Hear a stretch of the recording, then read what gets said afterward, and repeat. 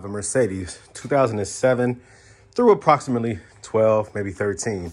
If you have this motor, the M273, and if you have oil leakage, you remove the under paneling, you have oil.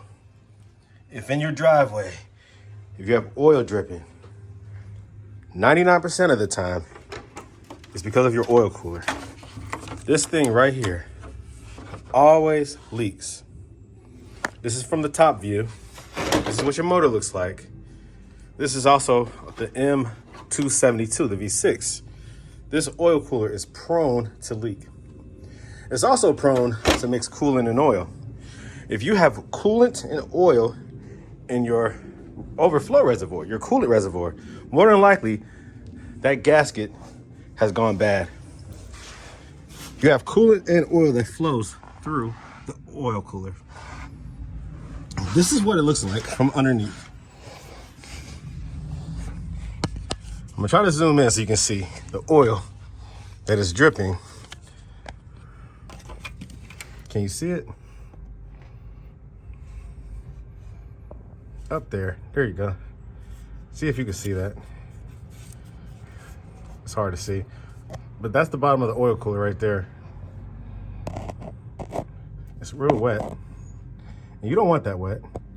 It's an indicator that the oil is dripping. And you can see the oil right here. I was trying to source where it was coming from because I just did a radiator change. And I was making sure that the oil was not coming from something that I did. I've had several S550s. I've had a GL450. We personally right now have two GL550s. And they both leak oil in the same manner. Now this one just started. This is a 2010. My wife's down there is a 2009, and hers is doing the same thing. So if you have this motor and you have oil seepage, most likely that's the cause. 99% of the time, that oil cooler needs to be replaced. Is it a hard job? Nah. The hardest part is the gasket itself adheres to the, I think it's aluminum. So you have to scrape that off if it sticks. And you have to be careful not to use metal to scrape it off. Because if you mess up, if you scratch that up, scrape it up, scratch it up, whatever, using something metallic, it will damage it and then it won't properly seal. So I personally had bought some of these like gasket, these plastic, they're a hard plastic gasket remover. These right here. And it allows it to scratch it off. It's very, very, very, very fine. You can cut your fingers even, it's that fine. Like a razor blade, but it's plastic. This will not scratch the aluminum. You use these, well, this is what I use, to scrape off the gasket that won't come off. Take your time, there's no rush, because it's so vital. Like I said, once that gasket fails, you will or you can not only get oil seepage, but you can also mix the oil and the coolant. And so as the coolant flows through there, through certain channels, it can feed into your overflow reservoir. This is right here on this car. So if you have coolant and oil mixed in here, likely that's where it's coming from. The other thing that it could be in your radiator. In the radiator, you have some coolant flowing through there, of course. And you also have some transmission fluid and some oil or power steering fluid. It could be a combination of those things. I think transmission fluid and coolant can mix in here if the internals or the chambers have failed in your radiator. So that doesn't happen often. More than likely, it's that oil cooler. So just a little tidbit there. If you own one of these cars, 450, if you own a 350, a 450, or a 550 of these years, like 2007 through like 12 or 13, just go ahead and buy an oil cooler. Just do some preventative maintenance. This car has 140,000 miles on it. So it's about time to change that out. As soon as you start getting a little bit of seepage, that's it. If your AC compressor starts to act funny, sometimes it could be because you have too much oil built up on there, because it's right up underneath that. And all that stuff drifts down, it can cause problems. Oil necessarily is not conductive. I mean, I don't know. The plugs have rubber seals, so it's kind of hard for the oil to get past the rubber seal onto the wiring. I guess it can be conductive, but just before you get to that point and you start having other issues, just resolve it. That's part of ownership of a Mercedes. I know people say Mercedes are expensive, Listen, every car is expensive. We're all grown, guys. If you get something like this, a piece of a vehicle of any type, you have to maintain it. We're grown. Nothing lasts forever. Everything is susceptible to failure. You have to maintain it. A Mercedes is as reliable as you maintain it. There, of course, are some Mercedes in some years and some models that you have to avoid, or just be prepared. Coughing. My throat, guys. I'm getting over the flu. There's certain makes and models and years that you have to avoid. Do your research. Information is free. Stop being ignorant on purpose, okay? Do your research. If you want a Mercedes, figure out what year, well, first of all, what model you want, and then do your research on the years. I personally only buy Mercedes that I trust. I personally do my research. I've owned so many Mercedes, it's ridiculous. I've owned so many cars, it's ridiculous. I'm biased because of my experiences. I've owned a lot of Lexus, Jaguars, Hondas, Toyotas, Mazdas, Nissans, Infinitis, Fords, Chevys, GMC, Cadillac, God, Acura, Honda. Did I say Honda? I've owned so many different cars. I know what I'm talking about. I personally have chosen to go with Mercedes. Oh yeah, for you BMW lovers, I've had like 3 or 4 BMWs. I'm sorry, but they're not reliable. We can talk about that later, but I've had so many bad experiences with BMW. I've ran away from them.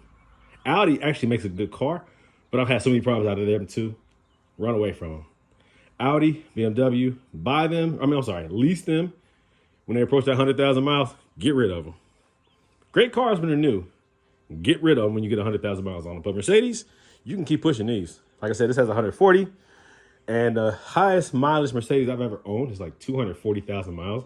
And guess what? That motor transmission was still solid.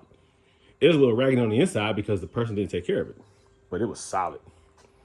Anyways, the reason why this right also is lifted up in the air, the wheel is off, is because I had to change out this AC compressor. Now, don't laugh at me.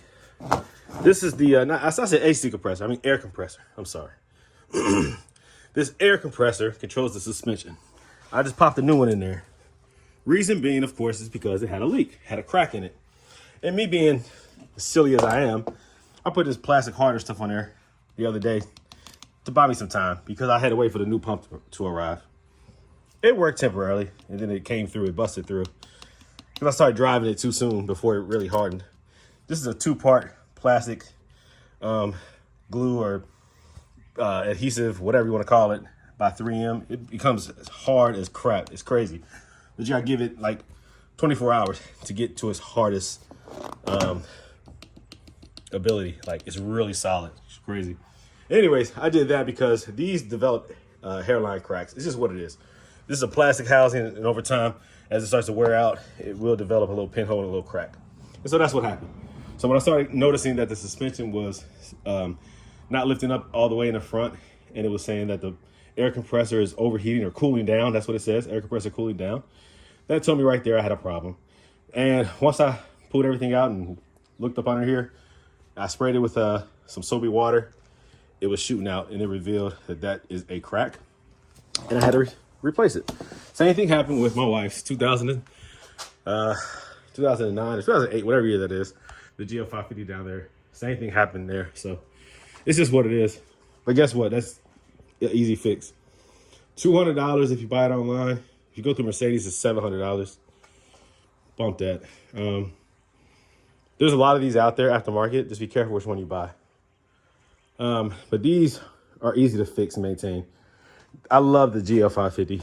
Even though they have newer versions that are out, this model right here is very cool.